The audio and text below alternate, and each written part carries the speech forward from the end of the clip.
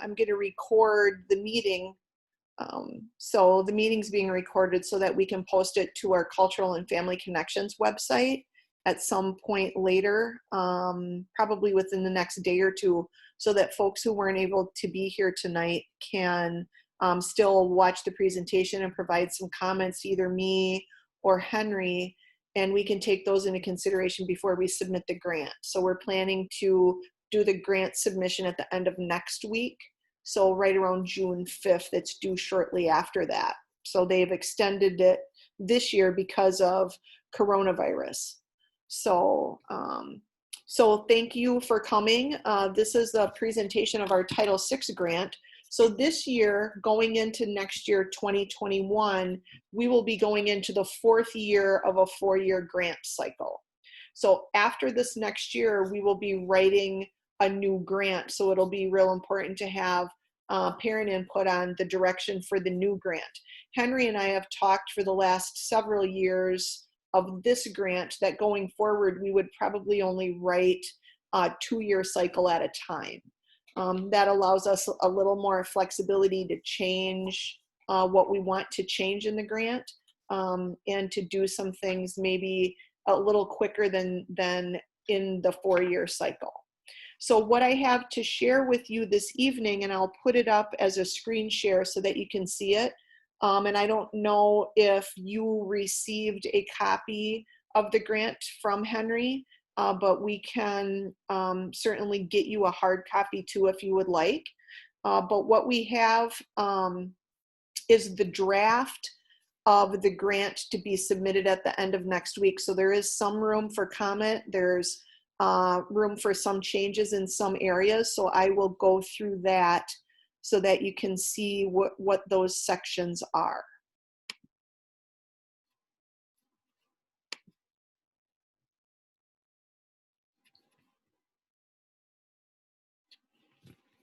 So hopefully you can see this okay.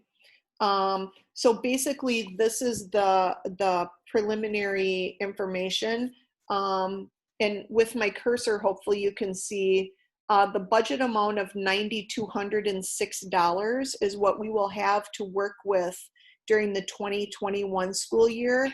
And that's based on Native student count of 37 students. A couple years ago, we did a pretty vigorous 506 form collection, and we were able to increase our numbers by almost 15 students.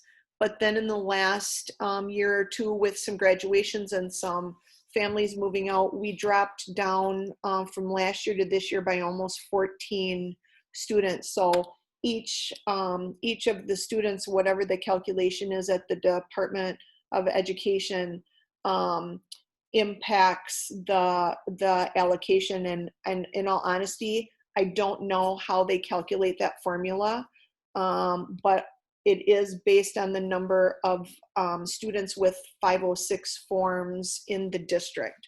So based on our count from the beginning of this year, our count window is from the 3rd Friday in September to the 3rd Friday in October. And based on that count window, the number of enrolled students with 506 forms was 37. The number of enrolled students that identify as Native American in the school district is about 170 kids. So ranging in all grade levels. So this grant is only with the school district of La Crosse, and it serves all students from pre-K through 12th grade. So a total student enrollment of just over 6,400 kids as of our 3rd Friday in September count. And because of the partnership with the Youth and Learning Center and with the Ho-Chunk Nation, we are able to serve through this grant any Native American children. And here it shows that this is year 4 of the 4-year multi-year grant cycle. So are there any questions about that part?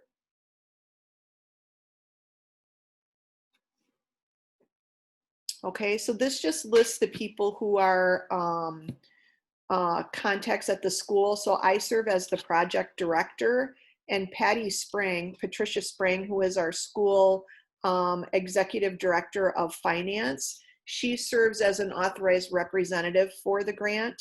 And then later in this document at the end, you'll see Davita Jo Molling's name. She works also in the business office. So what they do is help to make sure that we follow all the grant guidelines with the purchases and the expenditures that we make on behalf of all of our Native American students.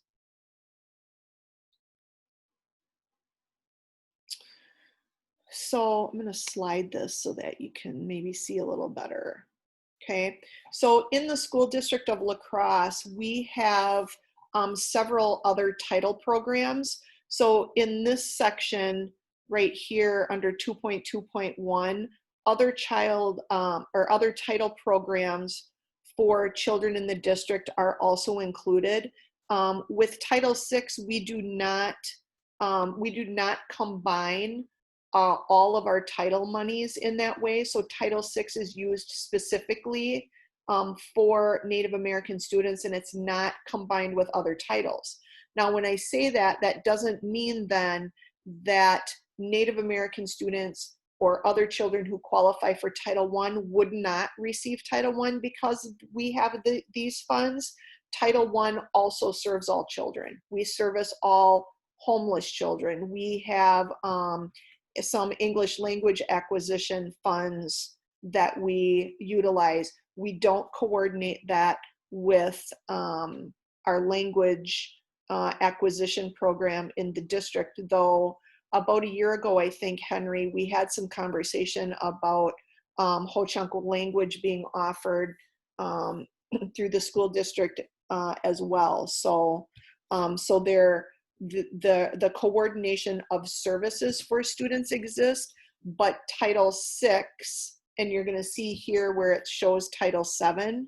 When this grant started, it was Title VII, and they changed the title number a couple years ago.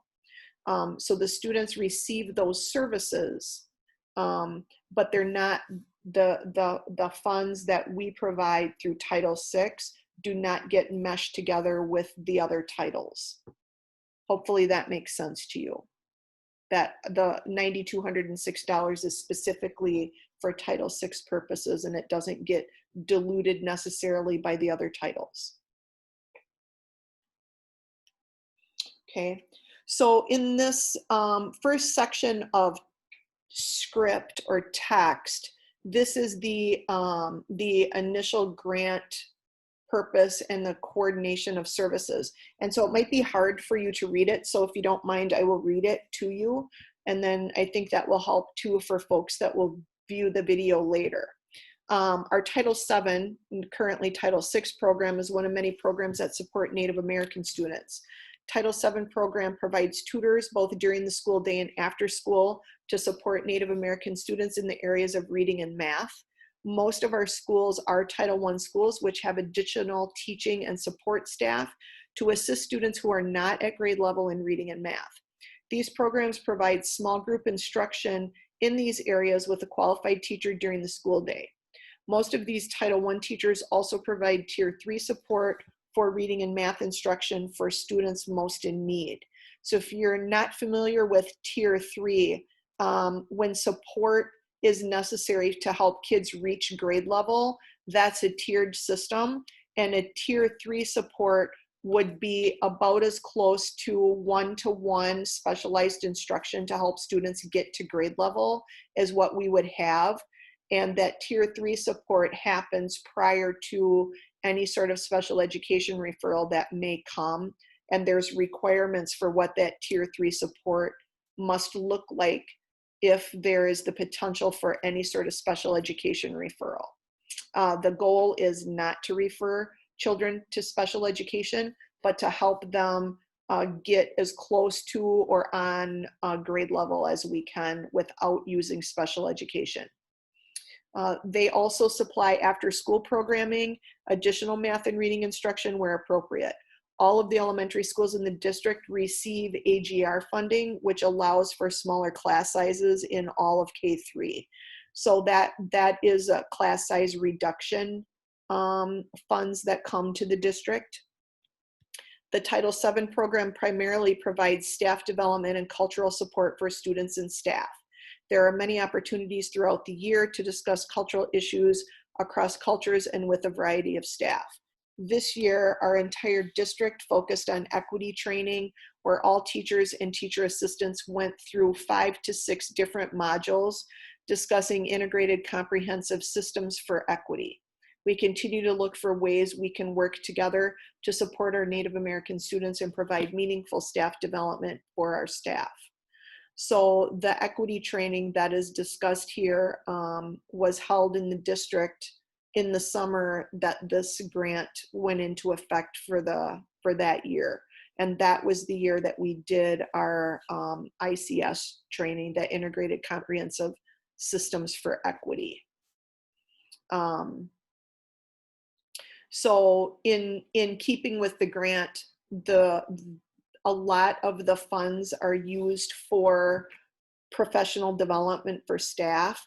So we send staff to, a few staff to Widening the Circle. I think last year we had 11 staff members. This year we weren't able to do Widening the Circle. We send staff to some of the trainings through the network that is offered to us. We have worked with some of the library association when we're trying to purchase different types of diverse books so that those get in the hands of teachers and students. Members of the staff from Youth and Learning Center have supported us with our social studies curriculum rewrites and different trainings that staff would go to with regard to teaching real history in social studies curriculum, but not just in social studies, also in English language arts and in science. So we've been intentional in that way, but I think we can be even more intentional in making sure that we teach those correct histories and have relevant Native American people in the curriculum in ways other than historical figures, but we can be adding contemporary figures as well. So any questions on that part? The section with the grid lists the staff, the kind of professional development, and the content. So when people approach me for professional development from Title VI, I try to vet the professional development to make sure that it is good professional development and that it's relevant for our kids and our staff here in La Crosse. That's not always the case with some professional development and with some supplies and resources that we purchase. So we try to do the very best job we can so that we get good materials and that we send people to good professional development, because that's sometimes not always the case. And I want to be a good steward of the budget and make sure, because it's not a large amount, that when we do send people to professional development, that they are getting good information that is usable to come back to their classroom and use with their students.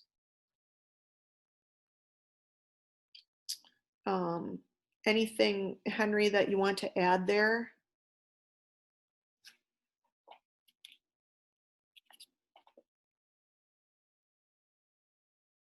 No, okay. All right. So this just talks about how we disseminate the information. So this is our public hearing tonight. We have a parent committee that typically meets quarterly. This last year, I think we had 2 meetings in before the middle of March happened, and we were no longer able to come to school. So that's this section for how we notify parents. The written report is the draft application that you see and that we provide out. And then next year, we'll review this again as we plan for the next 2 years. So this meaningful collaboration with tribes. So this basically outlines essentially the school district's relationship with the Youth and Learning Center, and my working with Henry and the staff at the Youth and Learning Center for the things that we do with regard to the grant. So I will read this section as well. The Title VI project director met multiple times during the year for planning purposes with the local Youth and Learning Center director and center staff.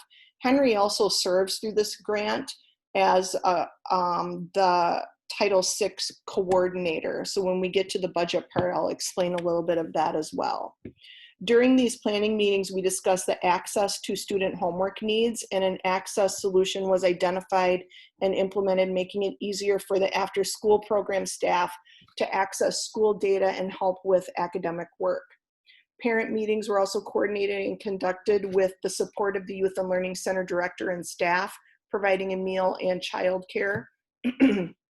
Additionally, planning for a ceremony to present and display Ho-Chunk flags occurred, and the date for those initial celebrations was set for April 3rd, 2020. Due to the school closure, this event was canceled, but is planned for a day in the fall of the 2021 school year when school reopens. Center staff continues to make recommendations for school materials and honest history in our classrooms. They continue to be important in the social studies curriculum across all grade levels in the district. Additionally, the school district partners with the City of La Crosse on Indigenous Peoples Day, formerly Columbus Day. Title VI staff support the activities available for students and families and support our local Native American district families during activities during this week. So in the school district, we celebrate Indigenous Peoples Day the entire week and then some either side of that, formerly Columbus Day. We continue to promote cultural imagery for schools and classrooms and appreciate the recommendations of the center staff on imagery that is reflective of local Wisconsin tribes. So at the beginning of this year, I was able to send out to all of the buildings, both high schools, all of the charters, elementaries, and the 3 middle schools, a set of posters, and I think, for lack of a better word, a set of posters that helps explain some of the teachings. And we were very appreciative that Henry and Tracy and Vince were able to help us select ones that were reflective of Ho-Chunk, but also other Wisconsin tribes.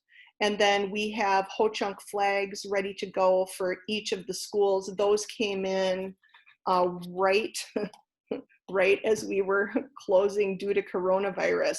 So I have Ho-Chunk flags for all of the schools that did not have them. We've got a few schools that had them already. So when school starts again in the fall, every school will have a Ho-Chunk flag. There's also a Ho-Chunk land recognition statement, and I don't have that in here. And I think I will probably add that I have been asked to share with some of the buildings. And I think that might be a good thing to also add, is that we have a Ho-Chunk recognition statement, at least at Lincoln.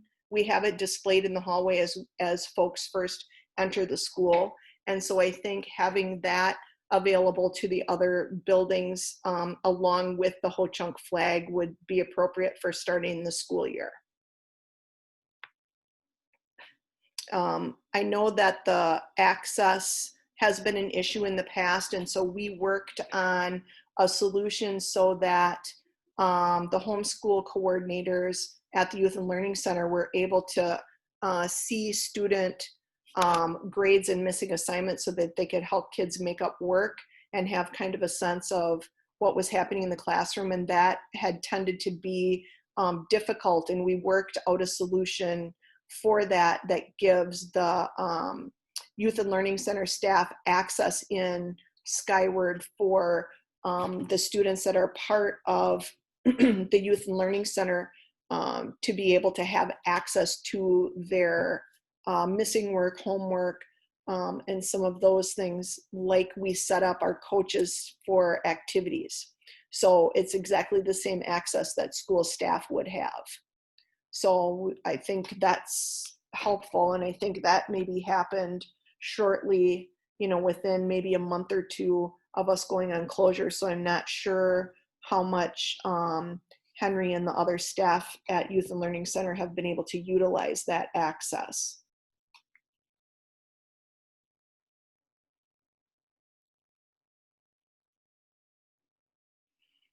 So the data sources for the target grade levels for the schools, which pre-K all the way through high school, because we are not having, I'm not sure what we're going to do next year because we didn't have a standardized test this year. It would have happened here between the middle of April and May.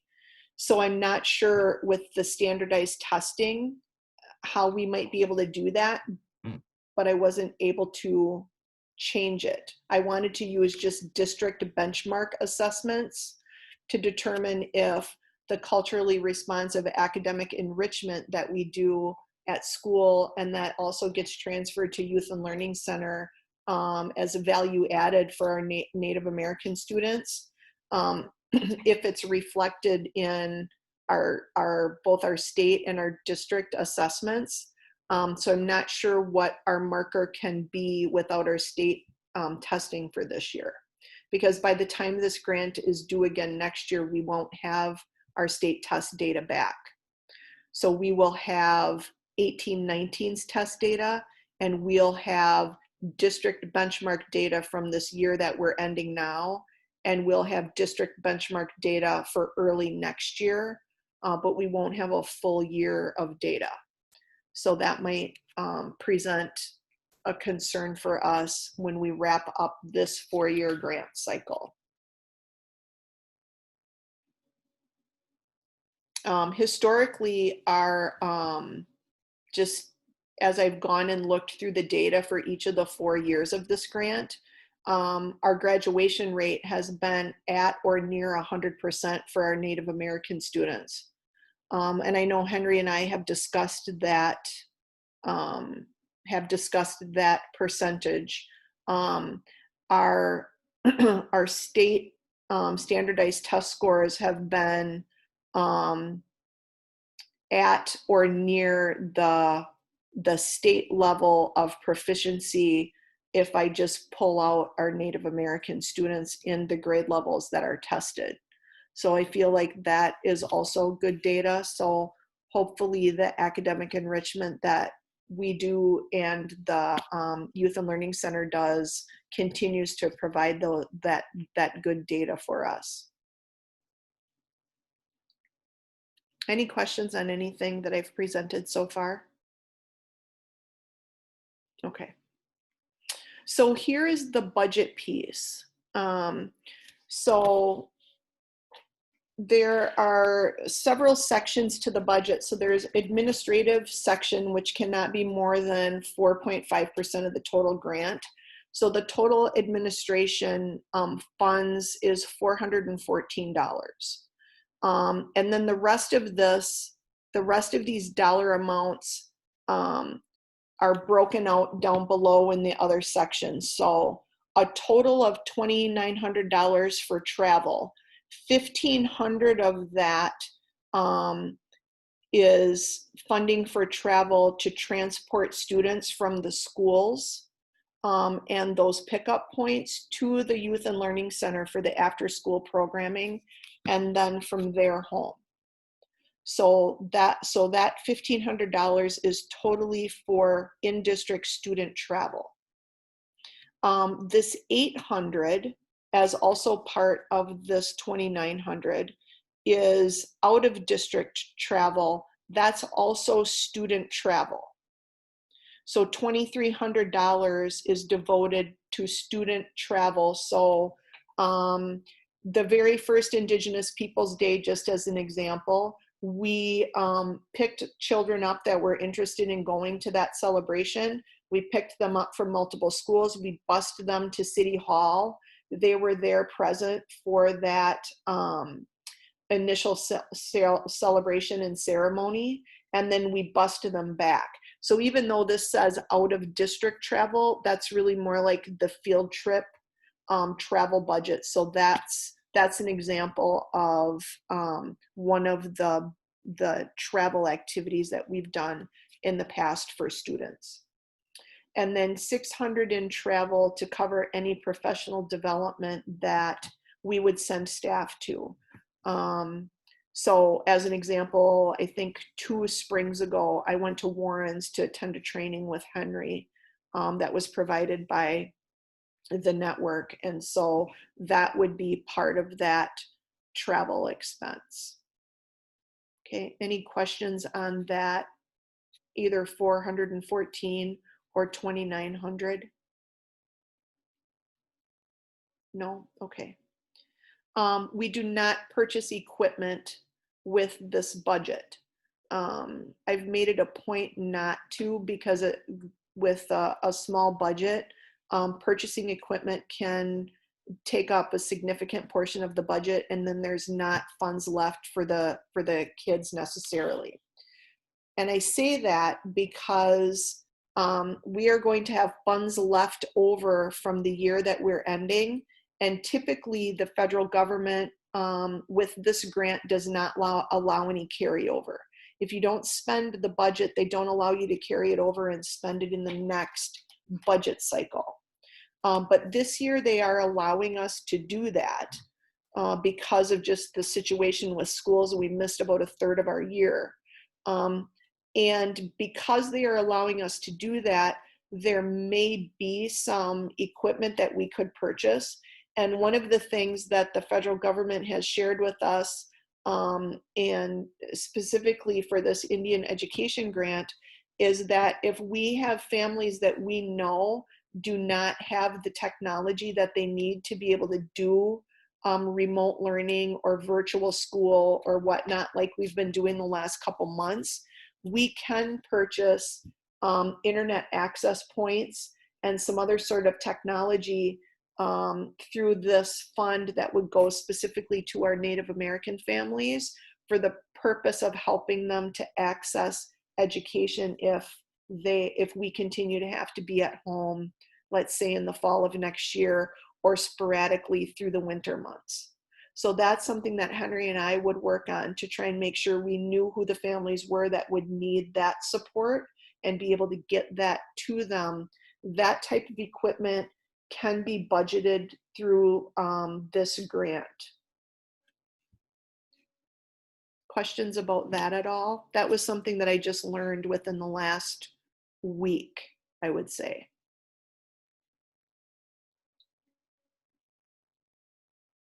Okay. So the $700 for direct instruction delivery, that can look like things like library books for teachers in class libraries that deal directly with a specific thematic topic. It can be something that supports the social studies curriculum. It can support math. It might be math manipulatives that we would purchase and utilize with Native American children specifically. So that $700 is devoted to the direct instruction with regard to our Native American students. And then the project coordinator, the contract that to help support this grant, that's $4,000 for Henry's services and the services at the Youth and Learning Center. And then that check that the district cuts in installments to the Ho-Chunk Nation goes to the education department. And then finally, $400 for student activities related to services. So any activities that students might want to be involved in, if there's a field trip or an organization or programming, let's say maybe at Viterbo or at another university that our students want to attend, this money would go towards that. And then about $800 to continue with the cultural imagery and actually get more of it into actual classrooms and less of it, not less of it, but to focus now that we have some in the greater school building to try and get some of that into the classrooms where the children spend most of their time. And then we do not budget for indirect costs. So like my indirect time associated with this grant and the work that I do as the Cultural and Family Connections Coordinator, none of that gets attached to the grant. So no type of indirect cost is budgeted. Okay, so that's the budget picture for that $9,200. So any questions on that budget overview at all?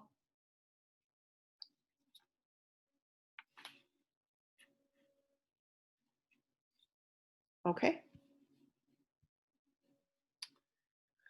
So the last section is how do we outreach with families, and then the cultural imagery up here listed as an other. There's a comment at the bottom that I needed to fill in for those budget sections. So in 2.6, these are our strategies for trying to reach out to our Native American students and families. Implement outreach for Native American students regarding the types of programs and opportunities offered through the district and in partnership with our Title VI coordinator at the Ho-Chunk Nation Youth and Learning Center. So some of that has looked like making sure that every new family gets a Youth and Learning Center enrollment packet and also a 506 form. Communicate via multiple methods, including mail, email, voicemail, text, social media, websites, personal contacts, student home folders, and Ho-Chunk Nation family nights at least 3 times per year. And I think, like I said, when we made the big push for and trying to capture more of our 170 or so Native American families, we did a pretty good job. So that's something that we said we would do about every 3 years. So going into this next year, the outreach will, I think, be perhaps a little more obvious to our families. We've also updated periodically the website that contains the Cultural and Family Connections information as well. And I think there's even more that we could do with that website piece to make it a little more obvious. Provide information to all schools and district offices, plus Youth and Learning Center staff, and offer community organizations frequented by our Native students and families. So we have done that. We've provided the home Youth and Learning Center enrollment forms and our Title VI information at the registrar and at other places. I know Henry has some of our information there for families as well. Provide Title VI contact information for district staff and project coordinator at the district registrar's office. So we have that. It goes also in our summer mailing, so all of our families get that. And it goes in all of our new student packets. That's reviewed biannually. So we're due up to review that going into this next year.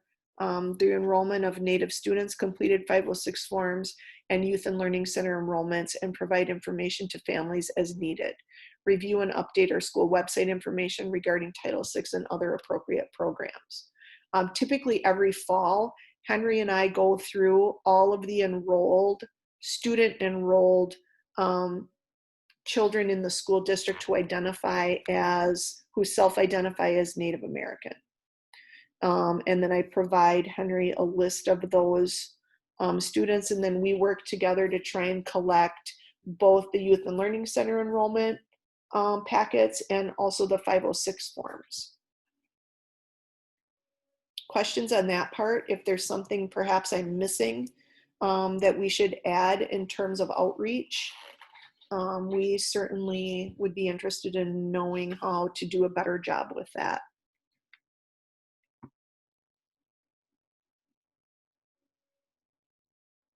Nothing there?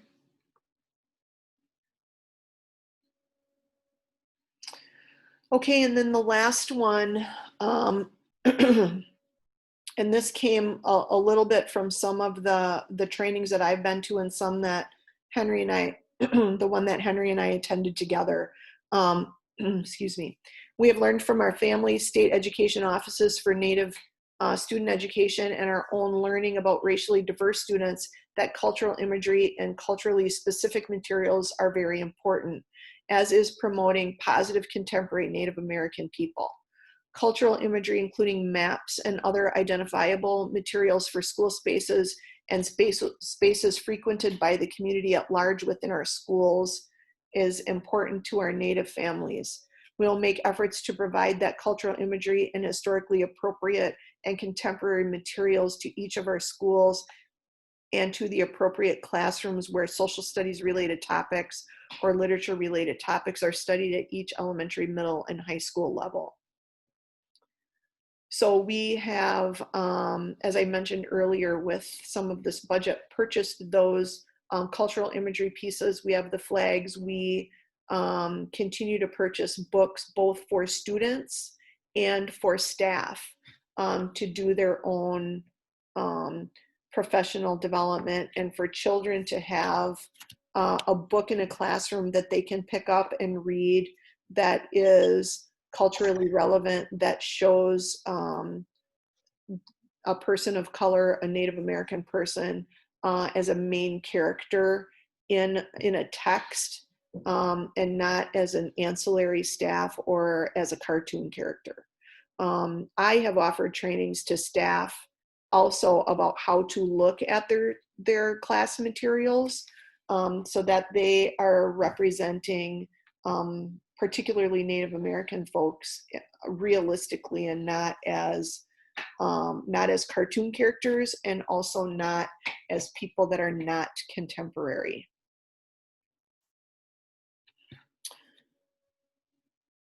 So that is the draft grant application. The last piece are just the check marks that I didn't falsify anything, that I'm a legal representative, and that there was a parent committee that participated throughout the year and tonight at this meeting. And so that's that last section of the grant. Questions or comments from anybody? Anything that I should clarify better or be sure I add to the grant or delete from the sections that I added?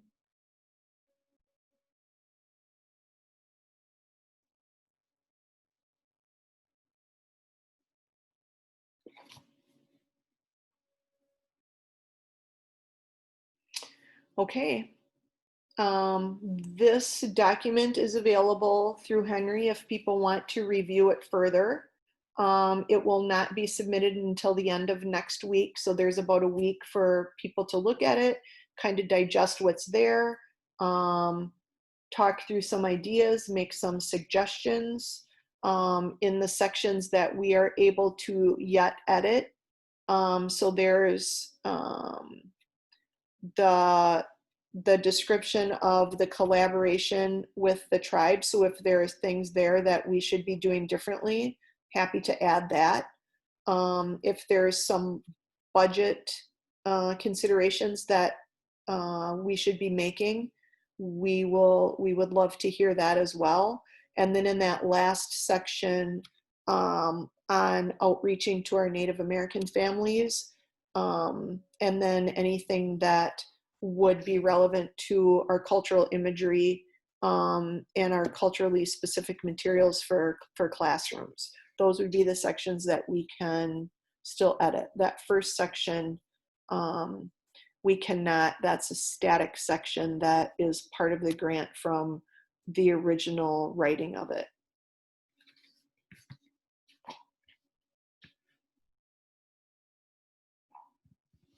Okay.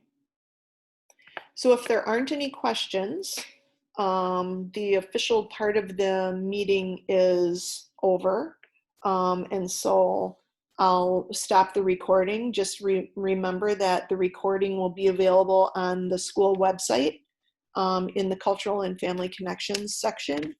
And this document, this draft, is available either through me at the school district or through Henry. He also has a copy. And Stacy Everson, who's here in our meeting, the Director of Secondary Ed, also has a copy of the PDF available as well. So I appreciate you all coming. I'm going to stop screen sharing right now. And if there aren't any questions, you are free to exit the meeting, and really appreciate you coming and hearing what's happening with the grant. You did a nice job sharing all of that, Melissa. Thank you. Henry and I have worked pretty well together on just the different types of things that we want to try and accomplish with the grant. So I am very appreciative of his willingness to sit and work with me as well for the things that we can do with a very small budget. So I appreciate that. Yes, thank you, Henry. And thank you for joining us. Henry, you know, I'm always here to help. Yeah. So, just slowed down me, things I had hoped to do too. Gardening with the Youth and Learning Center is something that I do with via JOM. So I'm missing that. Just sort of been I'm still doing Summit Garden, but it's just me this year. So it's definitely sad. And last fall,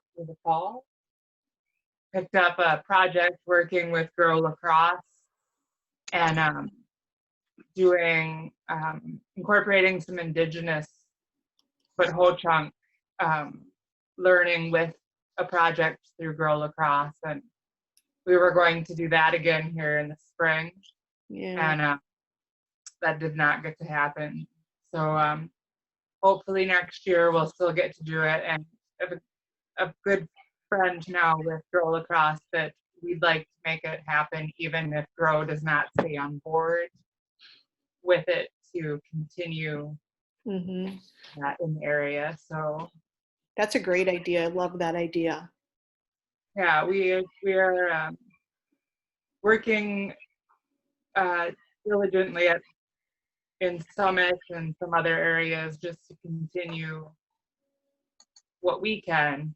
And you know, see the excitement. That's my favorite part, is to see the pride on kids' faces when they get to see something that you know, words in whole chunk on a sign, and know the word and their whole chunk, and to be proud. That's what we have been, you know, I've been so proud to see, and to see my son, you know, swell with pride about who he is. And you know, we're continuing that even up there right now, that the plants that are coming back, that, you know, our whole chunk plants that we've put in, you know, and to see the milkweed coming back, and he knows about, you know, using it a bit. And it's still there. The learning's still there this year, even if it's a different year. So we'll be glad to start up again. Yeah, that's great. That's all. I talk a lot, but I'm glad that this is continuing on, even if it's a tough time. So yeah, it was a different end. Thank you all. Thank you. Yeah, thank you. Well, Sarah, this is where you could actually have brought that up, so we could possibly include a little more of that into the Title VI grant, even if it goes like, let's say, for student consumables. You Mhm. know, is there any supplies that you may need to continue a lot of that work that you're doing there? You know, like in my mind right now, um, thinking about the mahinch, Mhm. the milkweed. You know, last year how Alice and Jaleesa taught you how to pick it and how they told you how to cook it. Yep. You know, once it's ready, you know, out there on French Island or over there at Summit, where you and the boys could actually go out and pick it, We will be. and maybe freeze it, and next year, um, you know, when it's almost ready to come up, that's one of the things that you can do, um, where you can cook some of that up for either whether it's some of the Summit students or even some of our students coming over. And we've already, because that's been 2 years ago now since they showed me, 2 years, and we've already taught, because I'm in touch with Torrance kindergarten teacher a lot, and so that's been a long time, but she's been a big help with Summit Garden, making sure that we Mhm. do some things we need, and a big backer of the whole chunk portion, you know, getting it going in there, and she did. I taught her what we learned at least, and she did make it at home too, and it's just been great that then she shared with her students what she had learned, because they always at least do the caterpillar part in their kindergarten classroom, but then she went on to say this is what traditionally was done with it, and just used a little, you know, kindergarten level understanding, but from what we shared too. And so, you know, and what obviously said, don't go out and eat it, children, but, you know, it's been great that way. We're able to incorporate a lot more things in there where Summit had been, I don't know, whatever it had been before, but they've been very eager right now to take in, at least the teachers, and Dirk followed along because the teachers are eager to accept more learning. They want it, you know, and I think that's amazing. So I want to make sure they are getting it, you know, and that's a big I don't know, I don't want to say push, but because I'm not pushing, I'm just flowing. Let it flow. If they want it, I'm gonna let it flow. Keep making it flow. Help flow it on over to you, because it's such a positive change there. It's been great, and I don't even know. It just come a ways in the few years we've been there. So that's a really great example of how some of the grant funds can support, you know, that direct activities that students would be involved in. So there's money in that section of the grant already. So there would be some funds then to utilize to help with some of the activities, whether it's seeds or markers or, you know, who knows what you might need, but that's what the grant is for. So that's really a great example.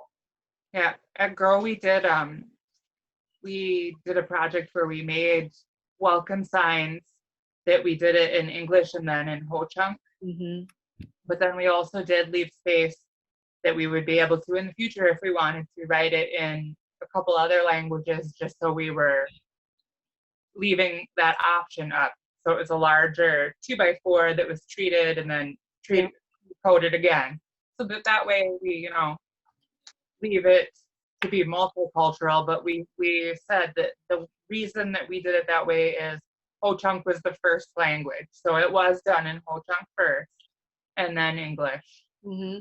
That way we were very respectful, and we did have a Chettle Garvin speaker from, I don't remember, she was up by Toma, came down to help her language. So that was amazing too, that the kids got exposure with language And it was just a great program that we did with that.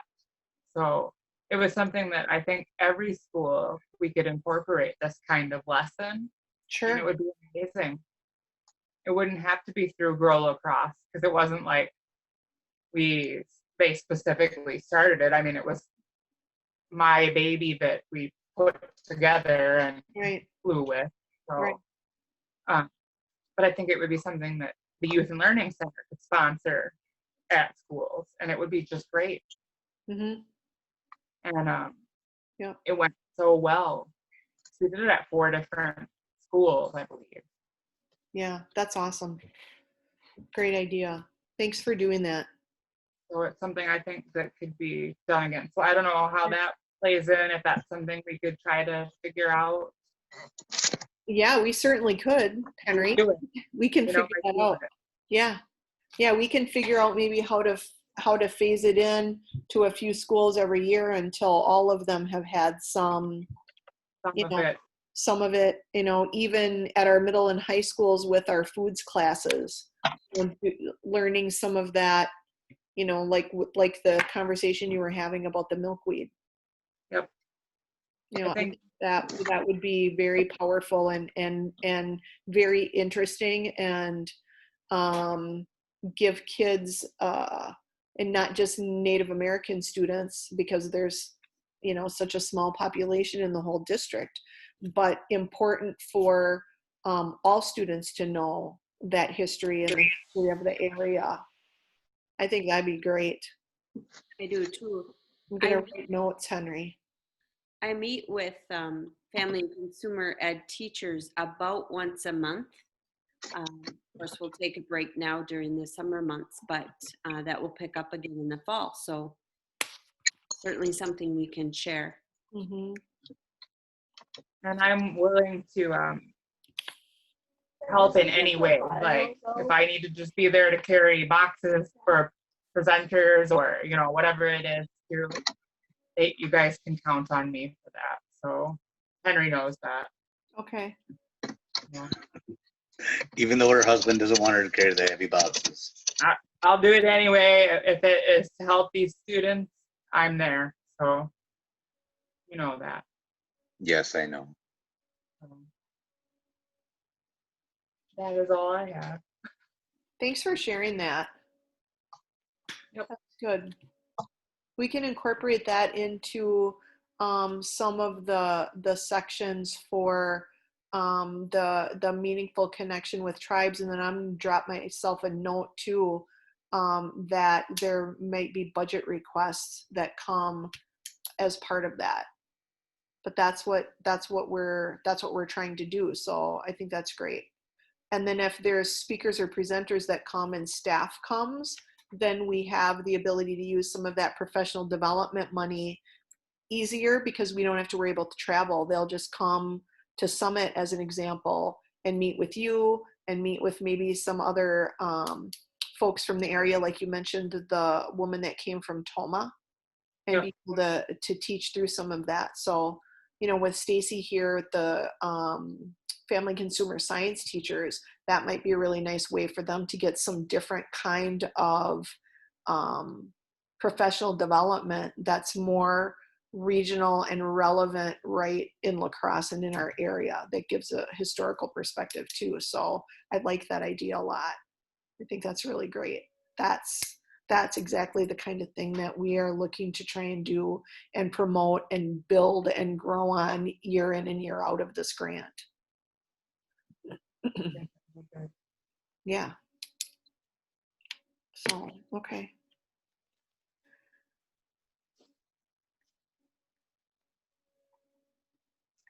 Okay. Anything else, Henry or Stacy? I talked a lot today. Sorry. No. I can't think of anything right now. Okay. All right. I'm going to stop recording then.